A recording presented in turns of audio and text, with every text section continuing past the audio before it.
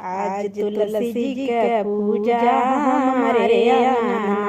आज तुलसी जी के पूजा हमारे अंगना,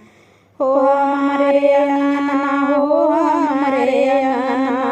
आज तुलसी जी के पूजा हमारे अंगना, आज तुलसी जी के पूजा हमारे अंगना। तुलसी जी के पूजा में गणपति जी आए, गणपति जी आए संग रिद्धि सिद्धि लाए,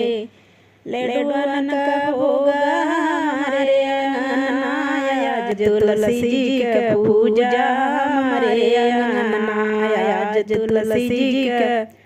पूजा हमारे अंगना, हो हमारे अंगना, हो हमारे अंगना, आज तुलसी जी के पूजा हमारे अंगना, आज तुलसी जी के पूजा हमारे अंगना। तुलसी जी के पूजा में शंकर जी आए, शंकर जी आए संग गौरैया को लाए,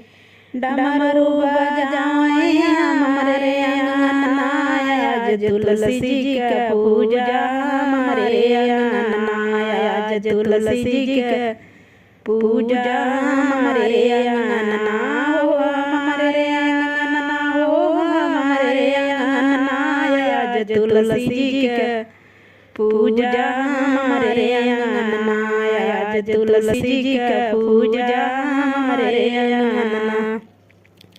तुलसी जी के पूजा में राम जी आए, राम जी आए संग सीता जी को लाए,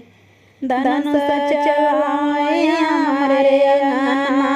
आज तुलसी जी के पूजा हमारे अंगना, आज तुलसी जी के पूजा हमारे अंगना, हो हमारे अंगना, हो हमारे अंगना, आज तुलसी जी के पूजा हमारे अंगना, आज तुलसी जी के पूजा हमारे अंगना।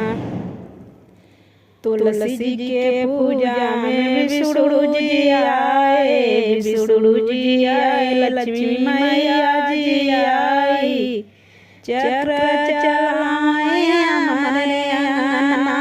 आज तुलसी जी के पूजा हमारे अंगना, आज तुलसी जी के पूजा हमारे अंगना, हो हमारे अंगना, हो हमारे अंगना, आज तुलसी जी के पूजा हमारे अंगना,